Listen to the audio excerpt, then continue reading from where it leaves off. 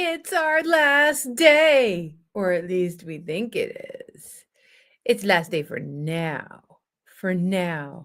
of 21 days to finding peace in times of great change.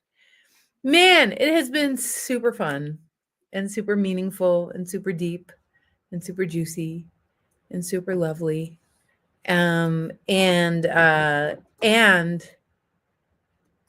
want you to know that I just feel like it's time to ask you, how are you going to pay this forward?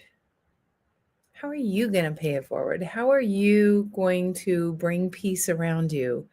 How are you going to pay forward who you're being so it activates others?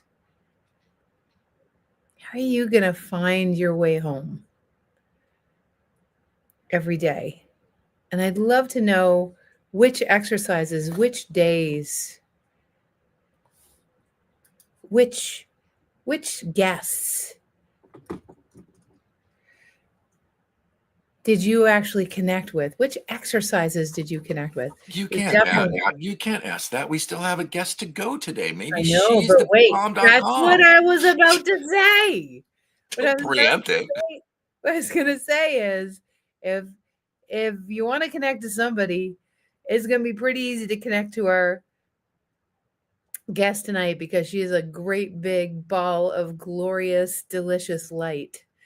And aside from Jeannie, she's probably the guest that I have known the longest and I have had so much fun with in my life. So much fun, Brooke.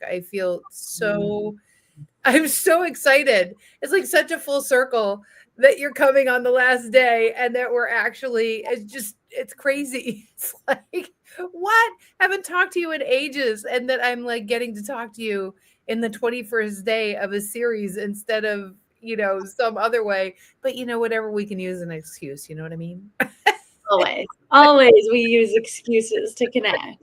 That is so true. So, dude, how are you doing in these times of like crazy energy shifts and crazy, like the world is changing in ways that are just unfathomable. So, how are you doing? And what are you doing for yourself? I'm doing pretty good, riding the waves for sure. Yeah. Riding the waves. I live here in Costa Rica. And so, in some ways I feel, wow, it's really dark in here, I'm realizing. In some ways I feel really grateful to be in a place where I'm very connected to nature. Mm-hmm. I get to spend a lot of time in nature, very connected to the elements. Mm-hmm. I'm connected to myself. I dance, I move a lot. I'm Yeah. dancing a lot, and that's been my outlet for many years. And As I well know. So just so you guys know, one of the ways we connected is way back when in the place that I lived that I called the treehouse with the great big windows. Really, Brooke led this amazing dance class that was about really finding your own expression through music and moving through emotions and moving through all sorts of stuff with music. It was just so wonderful. And all of my dearest friends that I've had for eons, took that program. And even before that, Brooke, the way I originally met you was through Get Out of Your Own Way. You and I met through Get Out of Your Own Way. And you had taken Get Out of Your Own way back when. But what's so cool about that is the woman that you've become and everything. Just think of all the things we've both been through since we originally met. I know, it's wild. Isn't it crazy? I'm just thinking of all the iterations of what you've done in the world, all the iterations of relationships we've been through. Like, talk about times of great change. We've been through a lot of change in our lives. We sure. And through it all, which is why day 21 is the day where we dance. Through it all, I would say for me, dancing has probably been, I mean, it's the one thread. It's the one thread for me that just allows me to, yeah, it just allows me to be able to move through whatever comes my way. So how did you find your way to dance? Because you've been like it's been a decade or two now.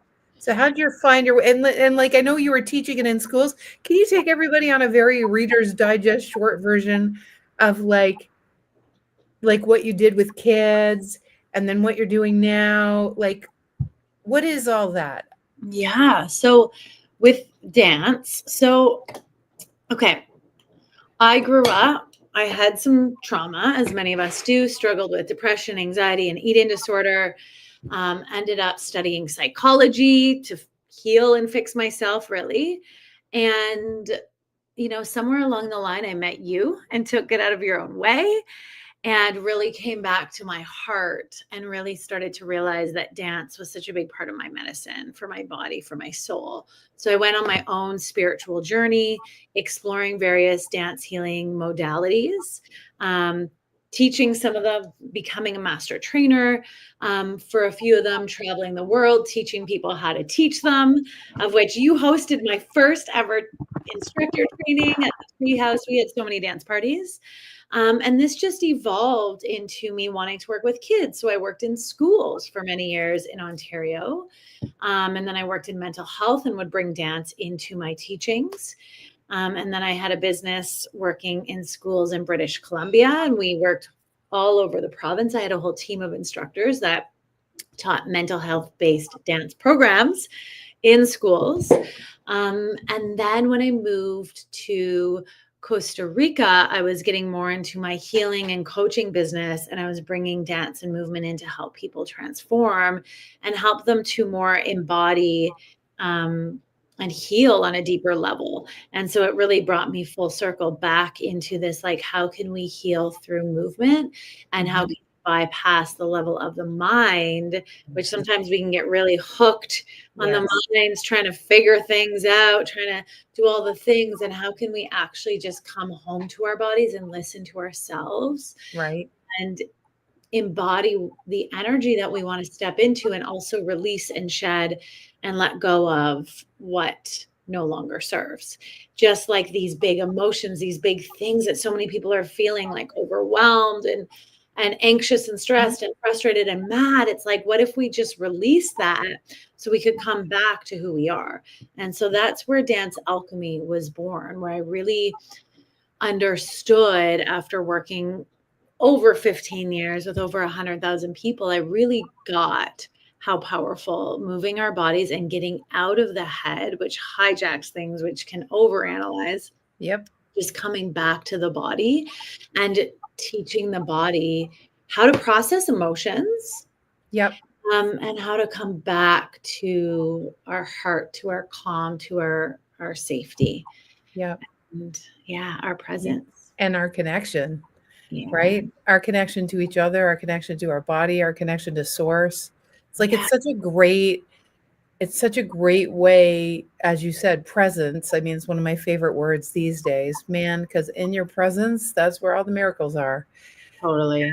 Not in your presence, that's where all the humanness, forcing, making happen, linear results. It's like, so, and there's a lot of linearity and survival happening out there. And I just want to mention Glenda, who's in our audience right now. And I just have a feeling of what's going on, Glenda. So there's at least one person in our group who's got some very personal stuff. And she happens to be another sister from the West Coast, Brooke. So we got a couple of people here actually from the West Coast of Canada. Beautiful. So everybody make sure you put in your word. Make sure you put your word into the comment field. So dude, next is we got about 5 minutes to kind of do a little journey with you, but also a little celebration. And at the same time, moving through whatever we have going on. So this is a pure give. So since this is such a pure give, This is This is not about anything else, but as you guys know who've been here all 21 days, it's not about anything else but you guys. This is about you. This is about us. This is about all of us finding some sense of presence in these times of great change and giving you every kind of tool. It's also about exposing you to people with whom I just feel deeply connected and people who I know are truly doing their own work and were born to pay it forward. It's just who they are. And Brooke is most certainly one of those. So, Brooke, shall I give you, is there anything else you want to say before you take us through on a little journey for 5 minutes or so? Yeah. Actually, no. Okay. Well, no. My curiosity is, am I able to share music on here? I don't know. Adam can tell you, though. Adam, audio. And if not, maybe we will just do. Oh, Here. can't hear you, sweetie. If you have it on your computer and your computer is set to like system microphone, then it should pick it up. Okay. If not, we'll let you know. Yeah. Okay. Yeah. Let's see. Or I can always play it on my phone and the computer will pick up what it picks up. Ultimately, welcome everyone. I really sat with like, what is the energy that our bodies and beings are needed? So we're first going to start just by really tuning in, because such a big part of this healing work is allowing ourselves to have presence, to listen, to allow ourselves to just come home. So if everyone can just close your eyes and just take a deep breath in and exhale. Take another deep breath in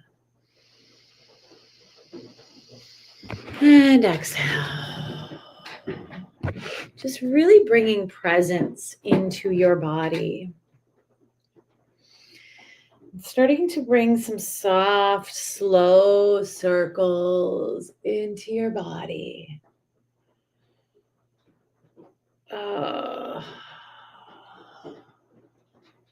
Into your shoulders. And allowing yourself to really be here now. Really tune in. Are there any sensations in your body? Maybe it's pain, maybe it's anxiety or tension. And just breathing into that and asking, what do you need right now? And what do you know right now?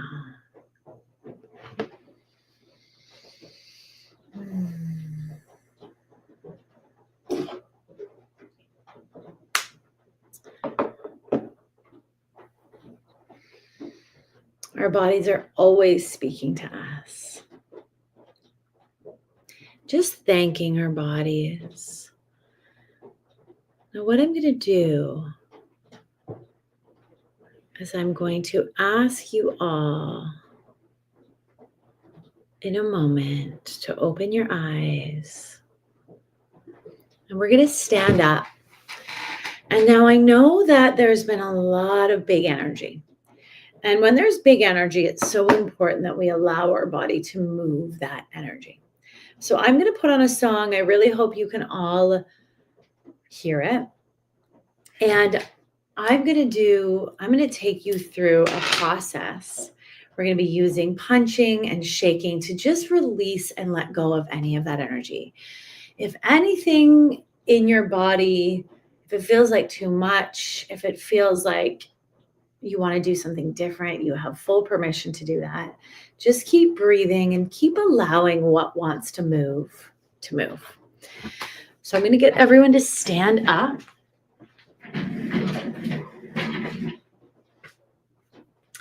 And put this on. I hope you can hear it.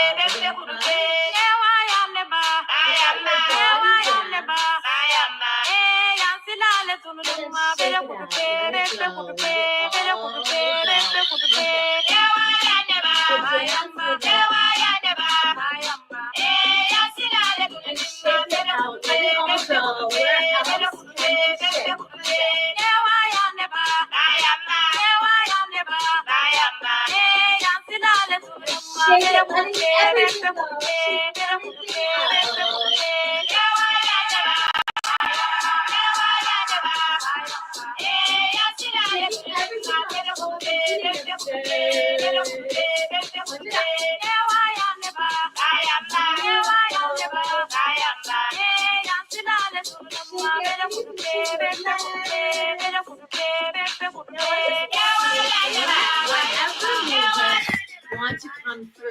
So just letting whatever movements. Can you hear the music? Okay.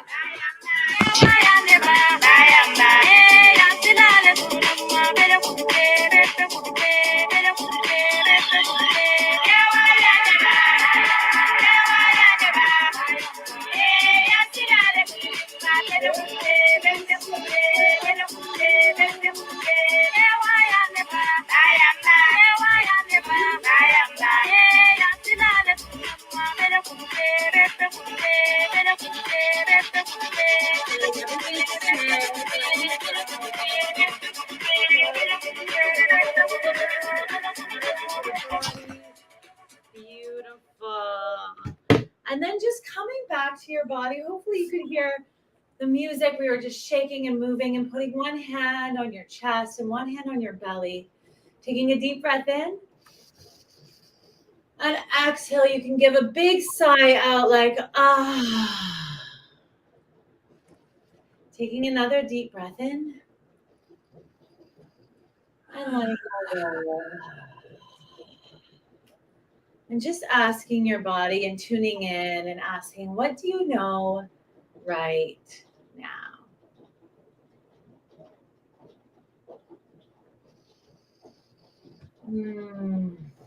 Beautiful. So I'd love to hear, I know that was a quick snippet. Could you hear the music? Could. It was awesome. Was that from Kenya? I think so, yeah. I think so. That was awesome. I love that song. Can you tell everybody what the song is? So the song's called Sila, Sila. And, you know, the whole concept of like shaking and moving our bodies in ways that we don't normally can really release a lot of tension, can release a lot of emotion that are stuck or issues in our tissues, right? So it's like, shaking and letting it go and making noise and just allowing our bodies to like move, to dance, and to move in ways that we don't normally, because we normally move in such linear ways, and we're sitting at computers all day. And I want to share with you what my body knew right then when we finished. What I knew was like it only takes that long to get me, like, literally happiness. You know, I could go from wherever I was. It only took, what was that, like 2 minutes? It literally took 2 minutes to get in a place where it's like, wow. Yeah. I'm just so happy. I could do this for the next half an hour, you know, and right? And so it took 2 minutes to get there. 2 minutes, 2 flipping minutes. It's so cool. So yeah, everybody, what is it from just dancing to that and shaking it out and just moving your body? What do you know right now? What does that give you? What do you get to see? What do you get to feel? And Brooke, I'm going to ask you, what's the deepest thing you've come to know about life? One thing that maybe you were on a beach, or maybe it was when you were going through your divorce, or whatever it was. Like, I know, because I know you well enough, I know that you're self-responsible and you're always looking inward at yourself. So what was the most profound dance experience that you ever had personally, like for yourself? And I'm sure there's several, but what's a really juicy one that you can share that really rocked your world personally? Ooh, that's a big question because especially over the last year with this divorce has brought up a lot of grief, a lot of anger. I think for me, I'm someone who I didn't allow myself to experience anger for many years of my life. So actually letting myself experience anger, to stomp my feet, to shake my arms, to scream, um, to really like allow the dance to move the anger through me and to give myself permission that I was allowed to be angry. I was allowed to feel anger and frustration. And that has been the most freeing and liberating emotion for me to truly feel and for me to truly dance. And it was in that anger as I experienced it and allowed myself to fully go in it and it's like it transformed into this like power and Mm, powerful medicine that was like, I'm no longer afraid of my anger, which means I'm no longer afraid of my power. now, you guys, you got to get just hear that, hear her words, because there are a lot of people right now that are very angry, especially a lot of people in the United States, but there's lots of people that are really happy. And it doesn't really matter, but imagine, especially for women.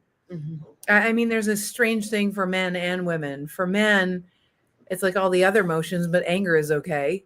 And for women, I'm not saying, I'm making a mass generalization, by the way. Yeah. But then again, for women, anger is just not, that's not, it's just, no, I'm not going to do that. I'm going to kind of squeeze it into some other emotional cubbyhole and make it squeak out like sadness or like depression or something instead. Mhm. And what's so cool is when we have a vehicle, you guys, that's why dance is so powerful, or movement in and of itself.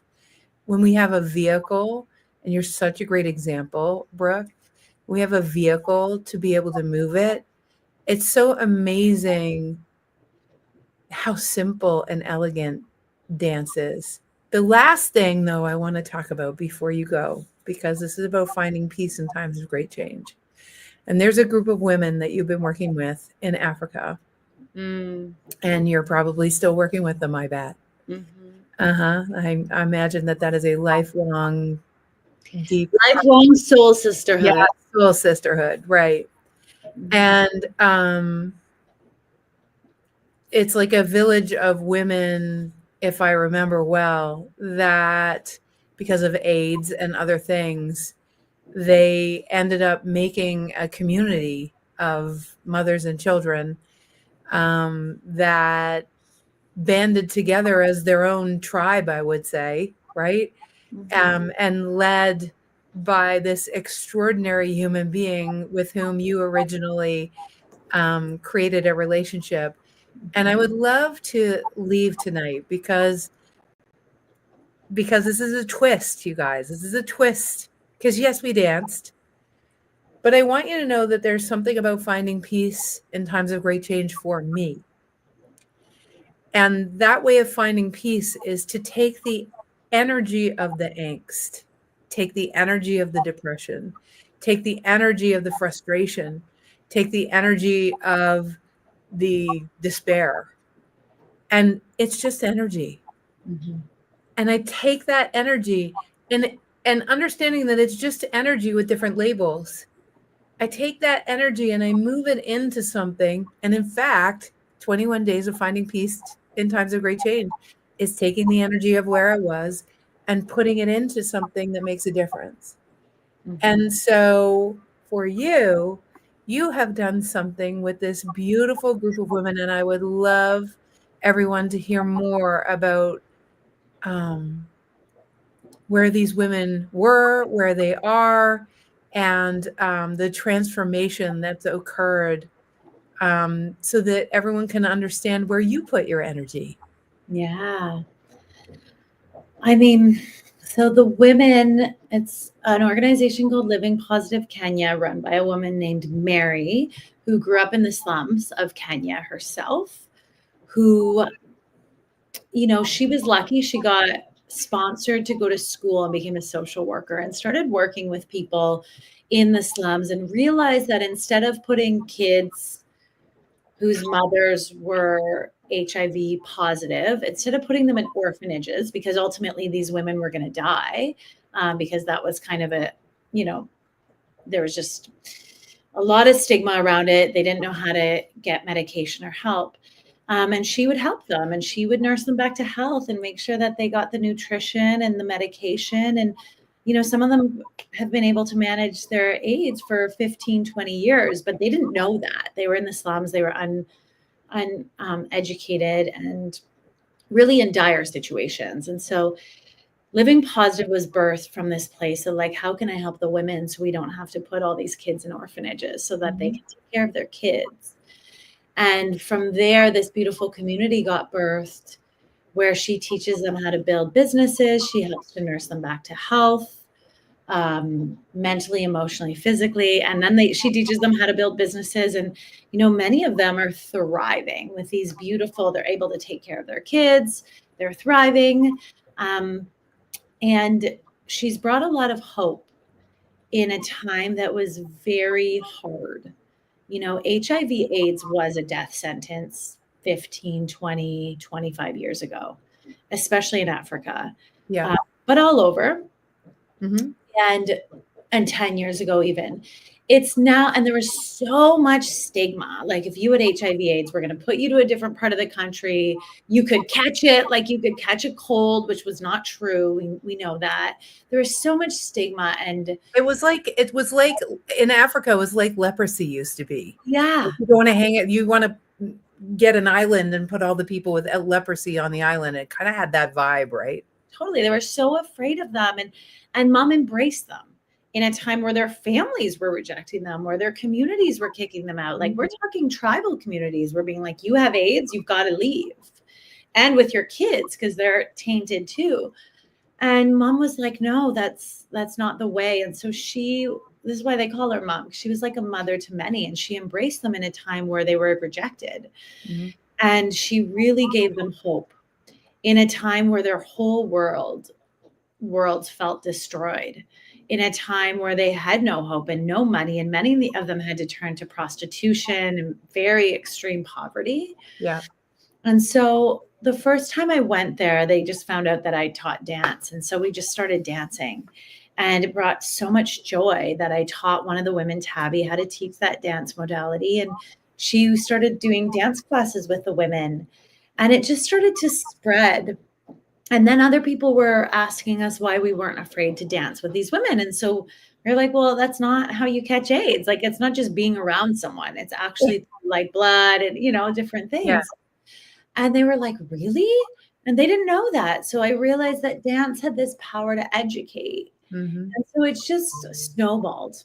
And it's like, in sometimes our darkest times, the most beautiful communities, the most beautiful initiatives, the most beautiful resiliency, like these women, you go there and some of them live off a few dollars a day, and they're in very dire situations, but their resiliency, their strength, their ability to say, look at what I have. I have community, I have connection, I have food on the table for my kids, sometimes not much, but we're eating one meal a day. Like, the gratitude and this community that was born out of the most dire situation, a situation that would crumble most of us in the Western world. Well, one of the things that you're speaking about, Brooke, is kind of, I knew you would hit right on where I wanted to complete our 21 days. You just nailed it. Mm-hmm. So here's the thing, you guys, think about living in that kind of community. Think about the fact that they've developed a connection to each other, that actually that's what's healing. And that dance is part of that healing, but just the community itself, it's like, well, I don't have much, but I have my community. Well, I don't have a lot of money, but I have these women supporting me. Well, I don't have a car, but what I have is this creative journey that I can go on to build a business. And I have this these beautiful humans that are teaching me how to go somewhere with skills that I can either develop or skills that I already have. Now, you guys, you got to get. Brooke started this a long time ago when just after I first met her, like it was get out of your way, and then she did a bunch of stuff, and then all of a sudden she's telling me about, you got to come to Africa. And then what I want to say is everything she's describing right now, that's in a developing country. Most of us are in a developed country. And a lot of the ways that she just described, feeling disconnected, feeling ostracized, feeling separate, feeling divided, that's what's going on right now. It's the same thing. And what is the solution? Come together, understand each other, find understanding, find the deeper understanding, start to ask the deep questions, seek to understand. That is literally what has happened in the world of mom, doing all the work that she's done and all the work that you've done with them as well, Brooke. And so what I'm sharing with you guys is this, that mom did something that is exactly the same as what I talked about in the TEDx talk that I did. It's called the movement of one. It just takes one person. It just takes one person to answer the question, what can I do today to make the biggest difference with the skills I already have, right? The skills I already have that would literally have me waking up inspired and going to bed knowing that I did. It's not about, you guys, it's not about making money. It's about what you did when you went to the grocery store. It's about Brooke coming on, and all the other guests, for whom I'm so grateful, just saying yes. It's like, yes, I'm going to come. I'm going to dance some people. I'm going to talk about my journey, and I'm going to pay myself forward. Why? Because we can. Because you can, you guys. You can. You are a movement of one too many. And so, Brooke, I want to say, I knew you when really you were just really a kid. You were so young back then. I don't even know. This was 20 years ago, right? Yeah. And you were courageous. And what I know about you just from watching you on all the different channels and stuff on social is like, you have been a relentless champion of yourself. From the minute I met you to now, and the fact that you have affected, much like me, hundreds of thousands of lives, is like, that's a movement of one. And I'm just so like, if one person can do that, anyone can do that. Don't you ever feel that way? Yeah, totally. Like, if you can do it, then anyone can do it. Totally. Yeah. Yeah. So you guys, absolutely, Anne, be the gift that you are, without question. So, Brooke, I want to thank you tonight for dancing everybody today, and also sharing a bit about mom so that her life could be paid forward as well, being her stand-in, being her rep. And I want to thank you all of you, for being here for the 21 days. Please make sure you pay this journey forward. And I'm going to have Brooke share with me the link to that music, because I'd love to pass it on to our community. Yeah. It's fabulous. And Adam just passed on Brooke's. I highly recommend following her on Instagram, because she's lots of fun. Yeah. So is dance her a little bit off. And you're in one of my favorite places. We go there. I think we've been there once a year for like, I don't know, we've hardly missed a year. I love Costa Rica. It's like such a great place to get reconnected.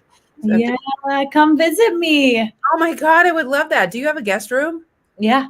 No way. Where are you? No, Sarah. No, Sarah. Are you on the beach? Yeah. Yeah, that's what I figured. Okay. well, it's going to happen. So miss you, love you, coming to visit you. We love you. Everyone, any final words, Brooke, just in these times of great change before we say good night to everybody?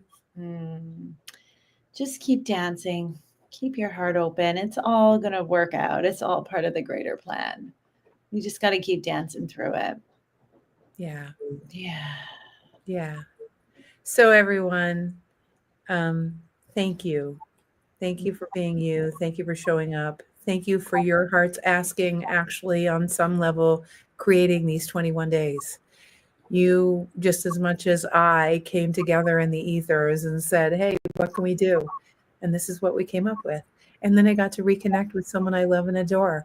And then I got to pay her forward and like find out what's going on at the same time as actually spreading the love. So you guys, upcoming, we have Reset and Renew in December. We'll talk more about it. You can go to thewideawakening.com and sign up for our newsletter, and you'll know about all of our upcoming workshops. That in particular is all about these changing times and being able to grow bigger than the circumstances and complete this year and actually the last 4 decades, and then fly forward in an entirely new operating system. That's what we're up to. So, so again, thank you. I want to thank Adam. I want to thank all of our guests. And Brooke, what a delight. Seriously, I just love you. I love you too. Thank you so much. Such a delight. Thank you. Okay, everyone. Have a great rest of your week, month, and I'm sure we'll see you soon on some of our. In fact, we'll be live next Monday on StreamYard at, I can't remember, Adam, what is it? 12:30 p.m. ET? I think so. 12 noon Eastern Standard Time. 12 noon Eastern. Every Monday. So I will see you back here. We'll be talking about something else, but we won't be doing 21 days. So thanks, you guys. Share love.